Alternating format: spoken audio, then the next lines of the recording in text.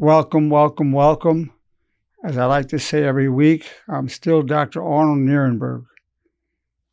And it's my pleasure, my privilege, and my enjoyment to be here with you. We're so fortunate to share this time together and have this opportunity for an interchange. And for you, I'm so grateful you get to hear my experiences over 83 years of life and being a psychologist for over 50 years.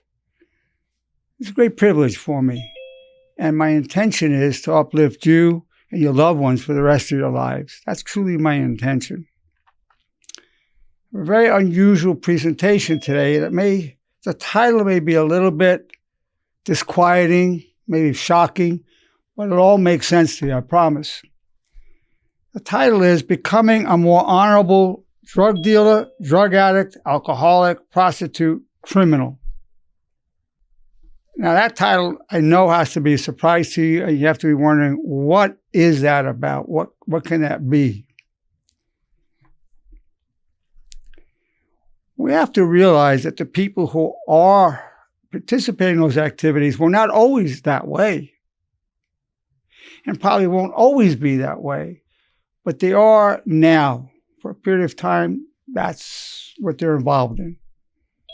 Have not always been that way, will not always be that way, most likely, but that's what they are now.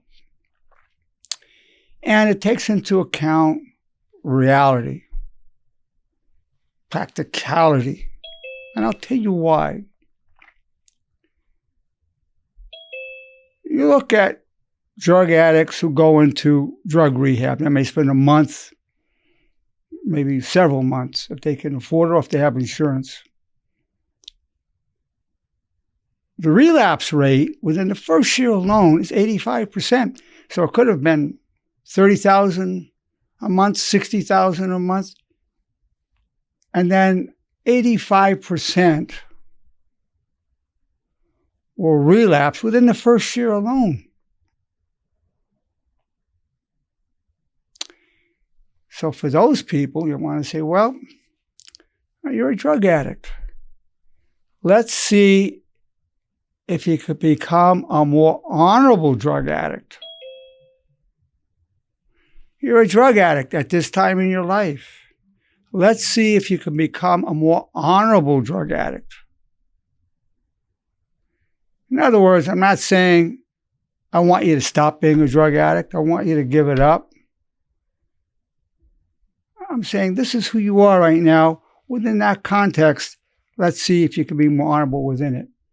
Now, a side effect, and I'll explain the program more, when a person seeks to be more honorable within that context, that's the seed. It's a seed for the future exit of leaving, because as you become more honorable, there's more of a probability they'll leave. But that's not the main intention. The main intention is to reduce the harm. And I'm not saying they're honorable. I'm not saying you're an honorable drug addict or honorable drug dealer. Saying you can become more honorable, cause less damage. Now, as part of a preamble, I want to say this. Let's say you see an alcoholic lying on the sidewalk, laying in his own urine and feces and vomit, laying there on the sidewalk. Reaction might be, how disgusting, what a waste of life. This is wrong. That's a typical response to it, or it's very repulsive. What if I told you, hypothetically, this in case that I'm going to tell you about, that this, by staying drunk that way on the sidewalk and staying his old vomit and urine and feces, that this is a step of being honorable for him. And I'll tell you why. Let's say this man, every day of his life was growing up, beaten, tortured every day. When he's 1 year old, 2 years old, 3 years old, up 10, 11, just being beaten and tortured in every way. And now this man is choosing this man wants to just kill people because he's so enraged given what happened to him. He has an inner rage, and he could become a serial killer. He could become a mass killer. But he's drinking this alcohol and doing this to himself to protect others from himself. He's doing it to protect others. Now, if that was truly the case, it's a hypothetical situation, you would say, well, that's more honorable than killing people. We're not saying it's honorable. We're saying it's more honorable than the alternative. He might be one of the greatest human beings that ever lived. Just not killing people is amazing for him. Amazing. So I'm presenting this to you to give you a little taste of where we're going in terms of being more honorable. I wrote a short epigram. Who has not sinned? Who has not chosen wrong over right? Who has not sinned? Who has not chosen wrong over right? Bring some honor into even your wrongdoings. Bring some honor into even your wrongdoings, and your destructiveness will be diminished. That's the background to what we're talking about. So let's look at a drug dealer. So drug deal, what I'm advocating is the use of what I call the bridge in the honor movement. I've created the bridge. The bridge is, what is the most honorable thing to think, say, and do? But for a drug dealer, it would be, as a drug dealer, what is the most honorable thing for me to think, say, and do? As a drug dealer, what is the most honorable thing for me to think, say, and do? Now, I'm not saying they all will ask that question, but if someone does, if they're willing to ask that question, they might say, I'm not going to sell to people under 18. I could still do a good business, stay a drug dealer, not sell to under 18. And I know this, all the drugs I sell damage the liver. So when anybody buys drugs from me, I'm going to give them milk thistle with whatever they buy. I'm going to give them milk thistle because that detoxifies the liver. I'm making enough money on it, I can even charge a little extra, throw in the milk thistle. And because one of the most destructive drugs is methamphetamines, I'm not going to sell meth. I'll sell opium, I'll sell speed, cocaine, heroin, psychedelics, whatever. But I'm not going to sell meth. Now, I'm not saying this is a good thing. I'm saying it's going to cause less damage than if he sold meth and if he didn't give them milk thistle and if he sold to kids under 18. It's less damage. So we would say it's less dishonorable, causing less harm, or conversely, it's more honorable for a drug dealer to be a more honorable drug dealer. We're not saying honorable drug dealer, a more honorable drug dealer to have this code of honor. As an example. Now you look at a drug addict. If anybody goes through a drug rehab, and they always consider themselves a drug addict or an alcoholic, always an alcoholic, but they've just been clean and sober for a certain period of time. I've been clean and sober for 30 years, but they still consider themselves an alcoholic or a drug addict. So they'll be given this bridge. As a drug addict, what is the most honorable thing to think, say, and do? As a drug addict, what is the most honorable thing to think, say, and do?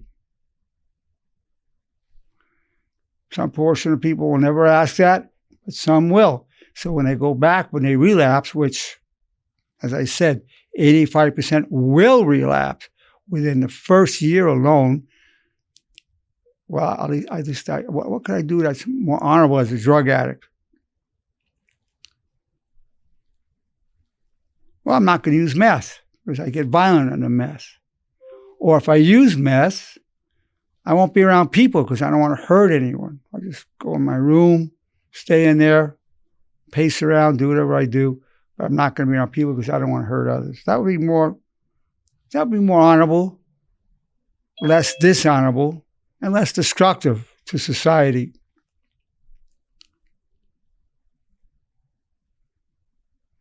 And, whenever I use drugs, I'm not going to drive because I don't want a chance killing somebody when I'm driving or killing myself. Now, certainly a drug dealer, and all of the people we're talking about, it's good for them to have like a side gig, maybe a little job. So maybe that job gives them some satisfaction. They can do less and less of what they're doing, but that would be honorable if they chose to do that. But again, the programs I'm offering are not meant to cure a drug addict or an alcoholic or a prostitute or a criminal. I'm not. This is for people saying, okay, this is who you are right now. It's not who you always were, and it probably won't be who you always will be. This is who you are now, and I accept you this way. There's no judgment. I don't condone it, but there's no judgment. Let's see if you can become more honorable as you're doing, as you are. That's very important. I'm not trying to get you to give up your drugs. I'm not trying to get you to stop being a drug dealer. I'm just saying, let's find a way if you could be more honorable within what you're already doing. That's a big paradigm shift. There are many agencies that already try to rehab people and get them to stop. And well, a little bit of success, more failure than success by far.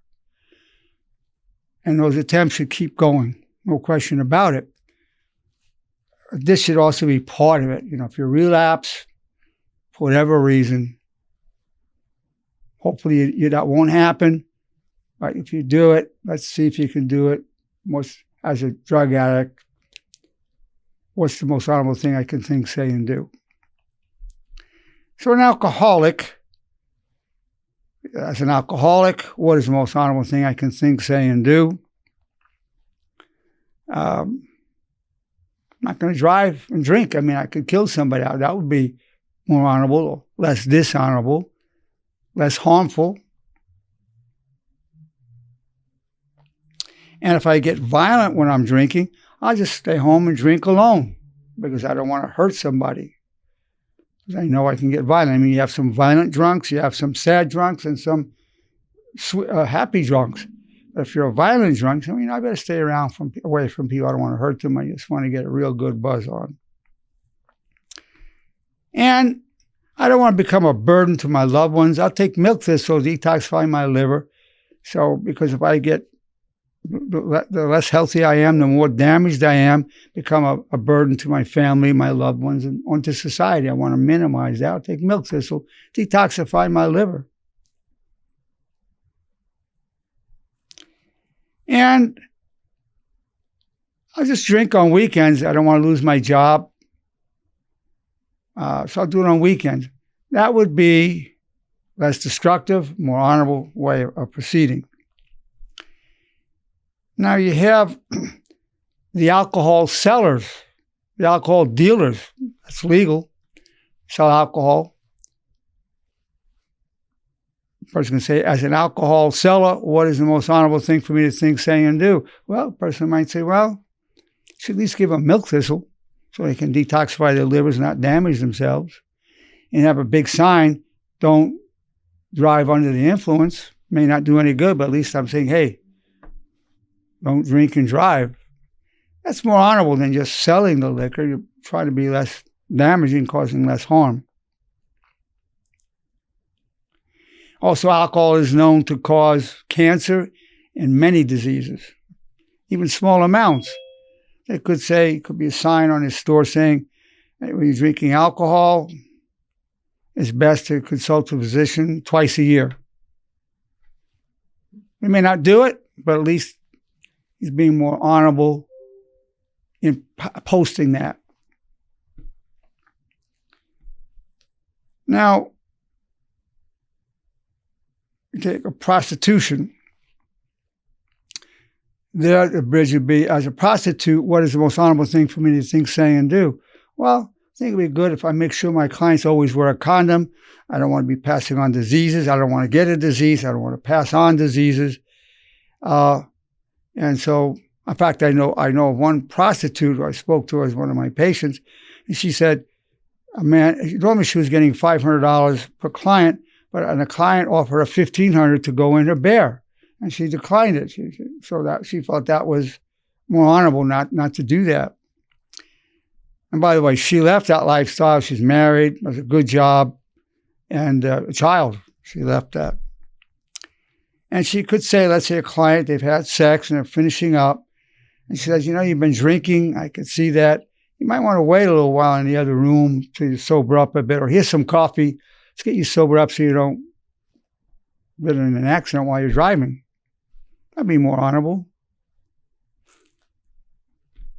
And she might also say 50% of the men who go to see prostitutes are married. Say, listen, we had a good time. I'm glad you enjoyed me. But it'd be good if you could show your wife some love. That might be more honorable. I'm not saying how many prostitutes would do this, but that would be an example of becoming a more honorable prostitute. So look at criminals. Let's look the most severe. Let's look at contract killers. So as a contract killer, what is the most honorable thing for me to think, say, and do? Well, I don't kill women. I don't kill kids. Anybody under 18, I won't do it. Also, when I kill my targets, I make sure they don't suffer and they don't see it coming, so it's painless. They go really quickly. That would be less damaging. I mean, still not an honorable profession, but it's more honorable that way than not doing it. So there is a code of honor. We have a thief. A thief would say, as a thief, what is the most honorable thing for me to think, say, and do? Well, I'm not going to steal from the poor, middle class. I just go after the rich. And I'll steal from people where I don't have to become violent. I don't have to use a gun. I can just take what I need to take digitally or go into a store, whatever I need to do. But do everything I can where I don't need to hurt somebody.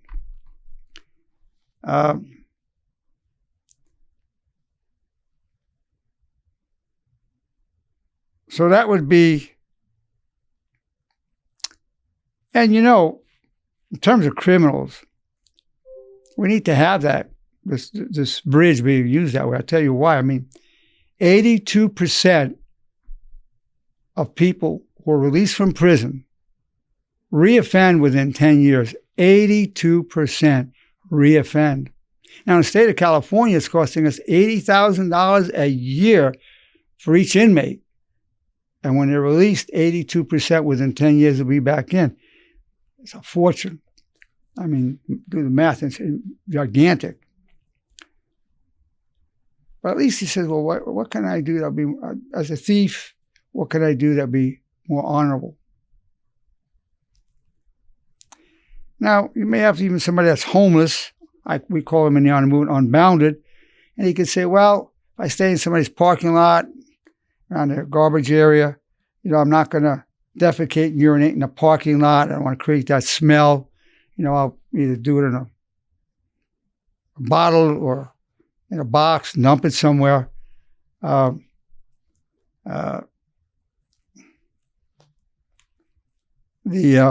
I'm not going to steal from other homeless people or hurt other homeless people. Or if I see somebody hurting another homeless person, I'll try to protect that person.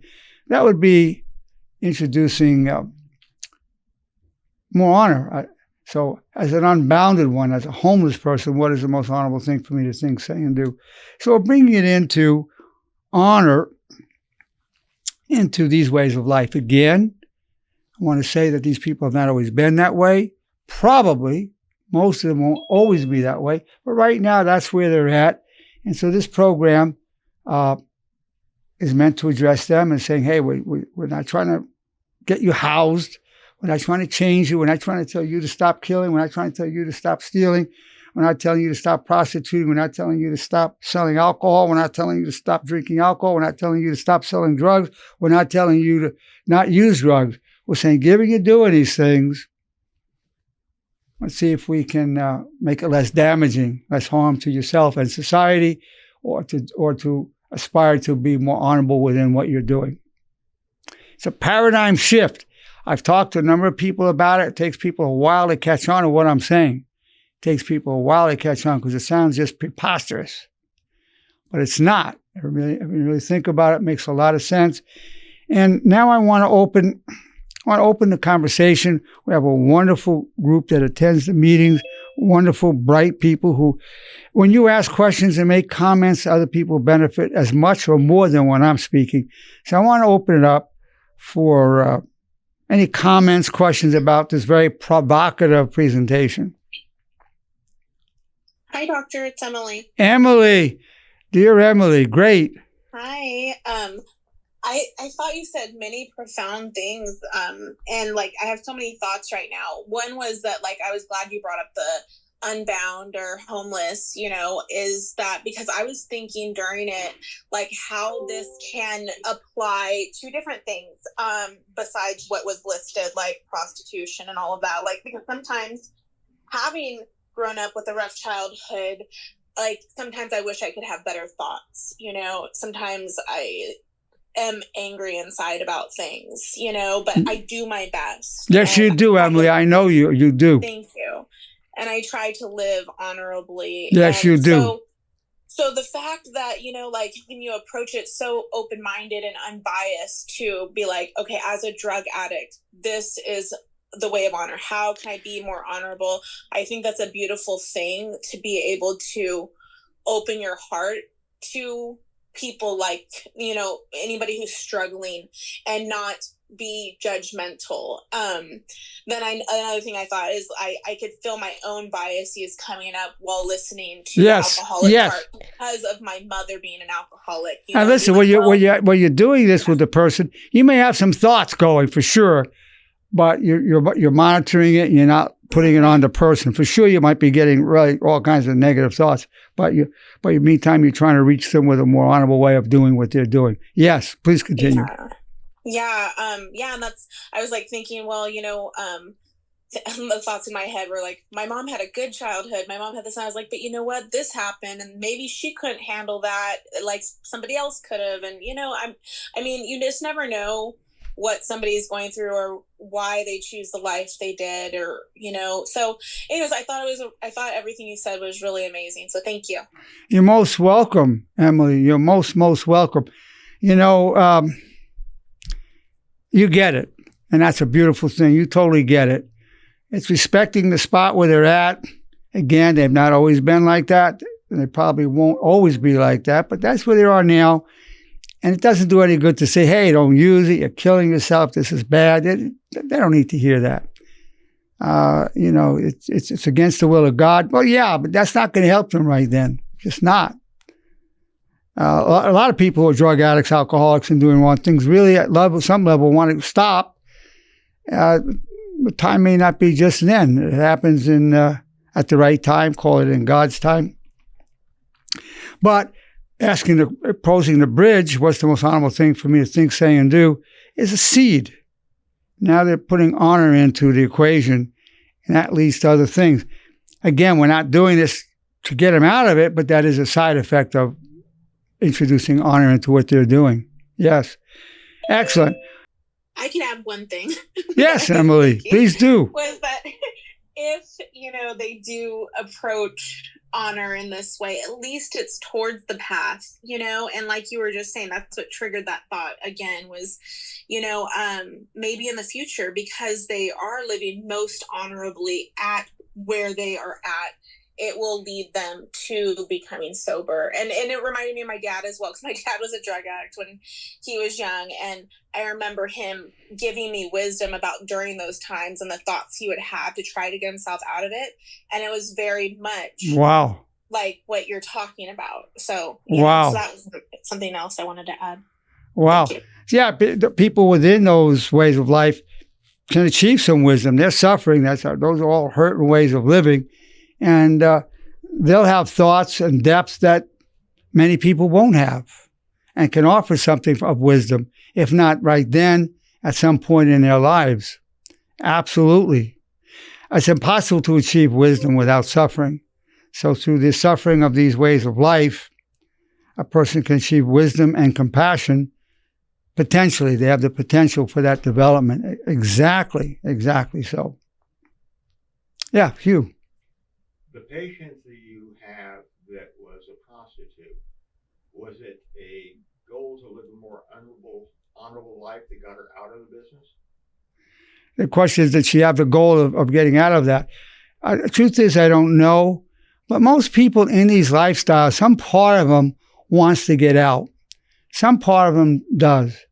A drug addict, a drug dealer, criminals, most want to get out of it. Not all, but most want to get out of it. And so different people have different aspects that awaken them.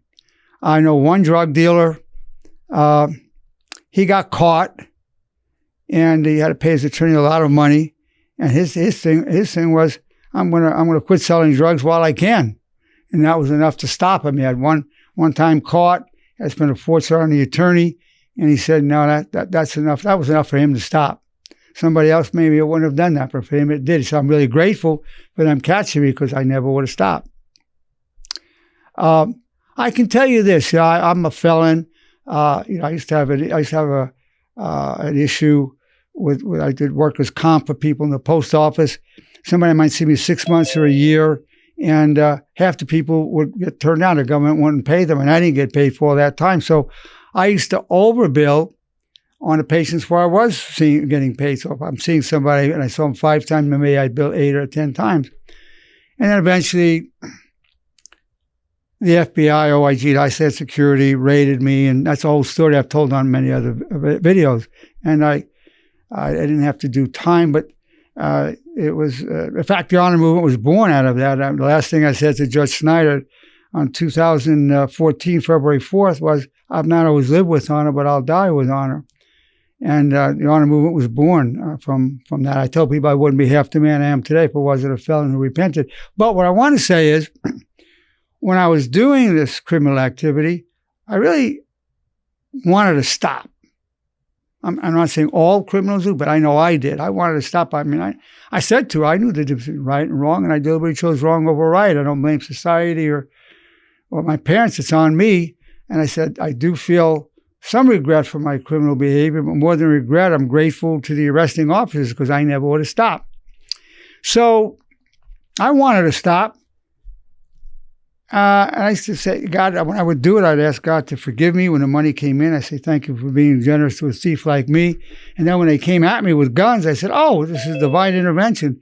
And I greeted them and thanked them. And I treated them like long-lost friends. I know it shocked them. But that's how I felt because I had a number of other businesses. I was hoping one of those would work so I don't have to do that kind of billing. They didn't. But then when they came at me, the United States of America versus Dr. Nerenberg, and that's what it felt like, the United States of America versus Dr. Nerenberg. And it was a good outcome. I mean, it was a good outcome, the best I could under the circumstance.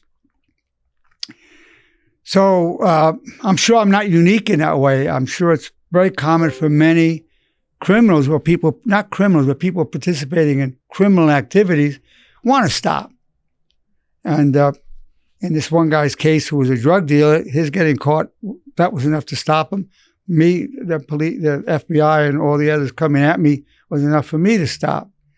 So it takes different things for people to stop. But certainly getting caught is one. Or having, I've heard people saying, well, my friend died of this and I wanted to stop before I died of it. Many different stories of why people stop. Yeah. Good question, Hugh. Who else would like to ask a question or make a comment? Doctor, this is Nancy. How are you? Nancy, welcome, Nancy. I have a question I've actually been wondering since you started talking. So I have a friend, and it's 2 sisters. They obviously grew up with the same parents. Their dad was alcoholic, and there was a lot of family issues, and et cetera, et cetera. My friend turned out to go to USC, became a social worker, and her sister's been in and out of jail, prostitute, drug user, alcoholic, different, babies from different men, etc., etc. What do you say is the difference? I mean, same household, same parents. Happens all the time.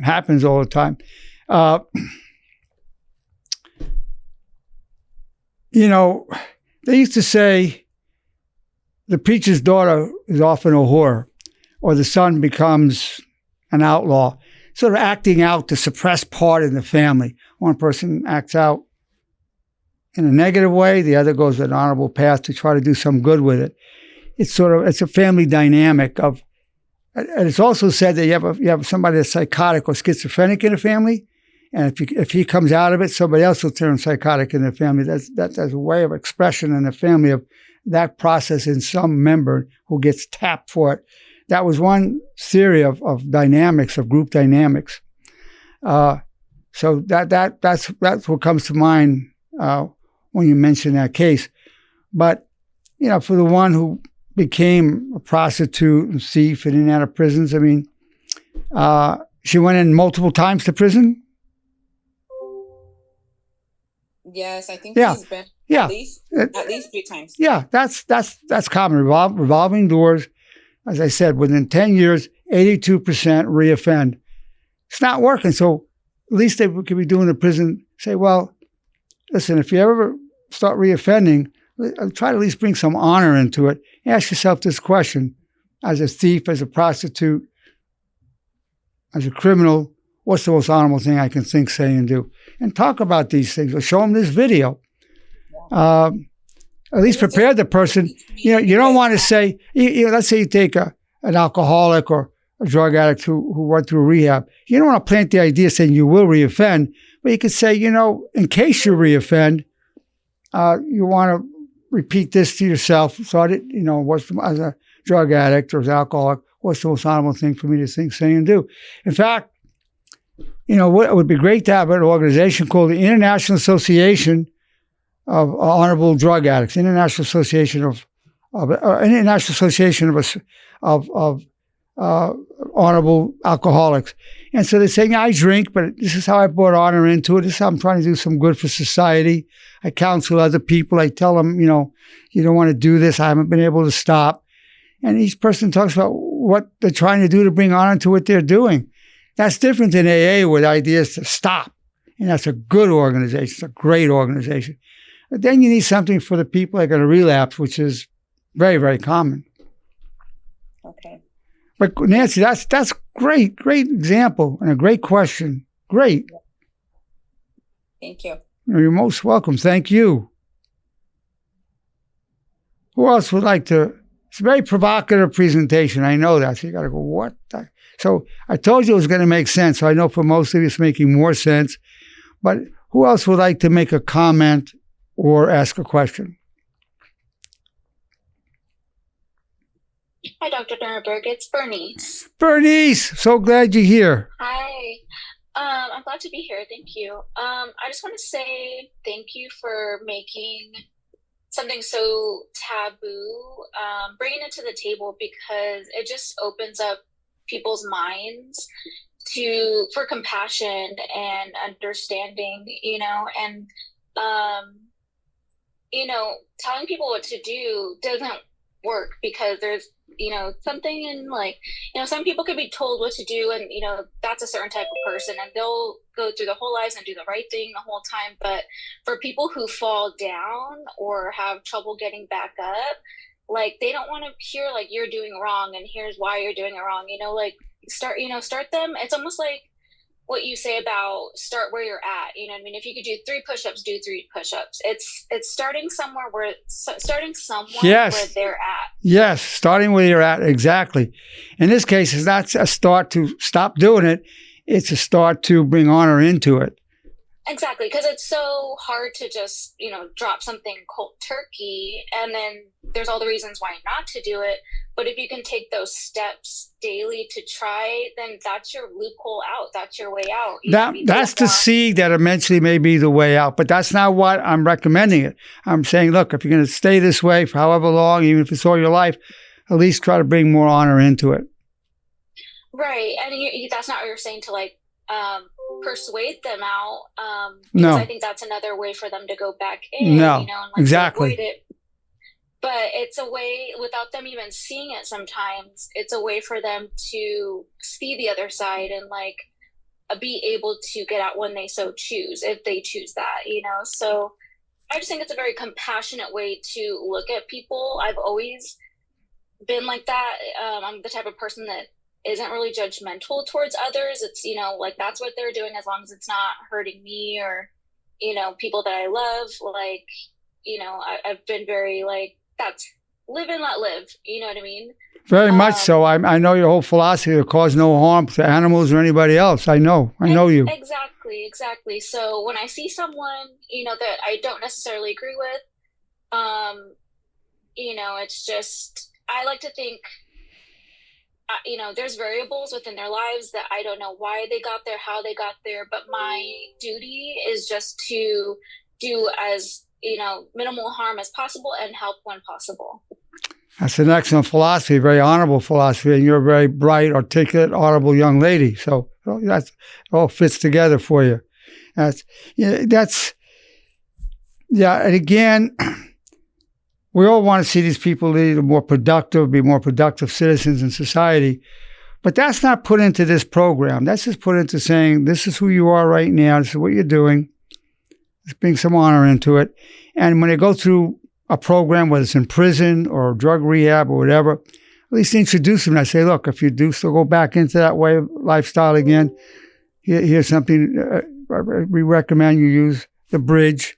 What's the most honorable thing to think, say, and do within the context of what you're doing? I have a follow-up question. Yes. Because I'm not perfect. There's going to be times where, like, maybe I do, drastically judge someone. Like, what's a way out of that? Well, one way out of it is when you judge them, you say, well, this person is doing the wrong thing.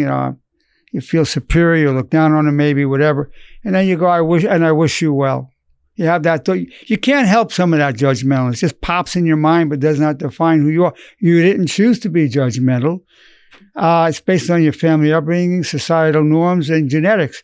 So when you have that, but you can balance it with a constructive, honorable thought, such as, I wish you well.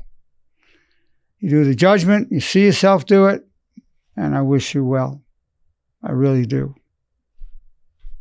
Yeah. That's something you can do, and that's an honorable thing to do. And when you do that, you'll get those negative kind of reactions less often. But it won't make that judgment go away right then, but those kind of thoughts will come less often. Right. Yeah. I have noticed wishing people well in that instance, while working with kids, because, it's kind of easy to judge their behavior, or like recently we were going to have a kid join our classroom, but his parents last minute decided not to. They said it was too early. But I had heard that, his behaviors could be problematic or, an adjustment to the classroom. And instead of judging that, like, I was just like, well, I wish him well. When his parents are ready, then they'll be ready. That's a perfect thought. That's a perfect thought. That's a perfect thought, Bernice. Perfect. Excellent. Thank you. You're most welcome. So You're most welcome. If somebody such as Bernice, would like to write a paper on this approach, that'd be great to have a written paper. I'd mentor you with it. Look it over. I think it'd be a great paper to have.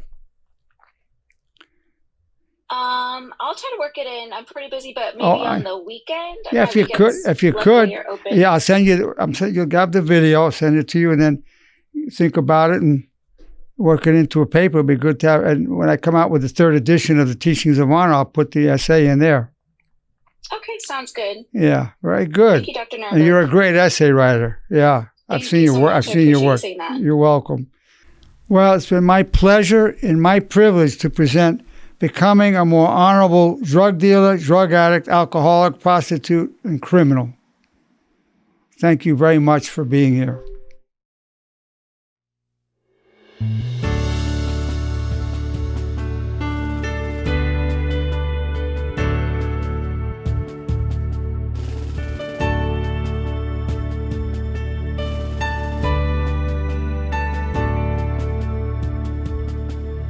the sea of destiny is in your deepest struggle.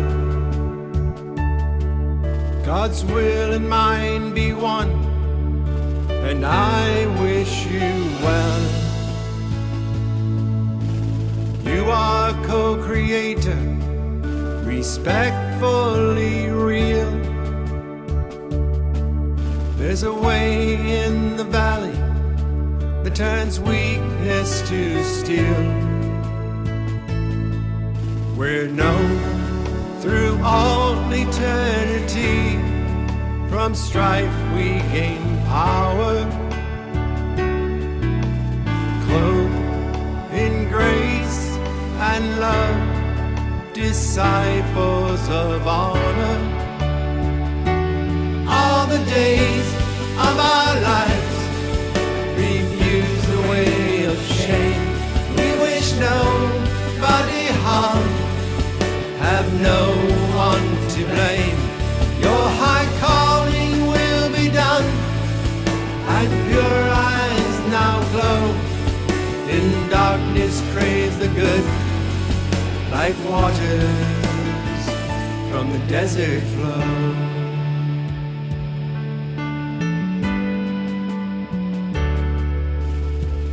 I pledge my love all the days of my life. I pledge my soul to all that is good. I pledge my heart to my brothers and sisters who I join in the light, leave a legacy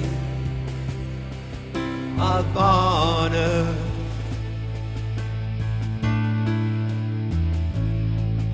We're known through all eternity, from strife we gain power, clothed in grace and love, disciples of honor. All the days of our lives refuse the way of shame. We wish nobody harm, have no one to blame.